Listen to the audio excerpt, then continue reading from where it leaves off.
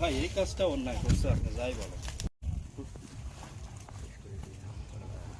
ভাই ওইখানে আর এইখানে মিলায়া প্রায় ধরেন 800 থেকে 900 কলার গাছের মতো গাছ ওরা কাটি দিছে।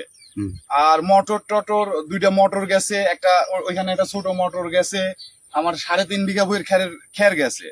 মিলায়া ধরেন যে হিসাব করলে পারে এটা ভাই আসলে পরিমাণে অনেক বেশি হবে। আপনি এটা বুঝতেই পারতেছেন কি একটা ক্ষতি হয়ে গেছে আমাদের। আর এই কাজটা করছে হলো নূর, সাইফুলের ছেলে, সাইফুলের ভাই সুরাপের ছেলে রঞ্জু, আনসারের বেটা ইসিন, আপনার হচ্ছে মুজাম্মেলের ছেলে, হচ্ছে আপনার ছেলেটার আমার নাম মনে আসতেছে না। কি কারণে? এটা হচ্ছে কিছুদিন আগে ওদেরকে বা কাহারা রাতের আধারে এসে মাইরি গেছে।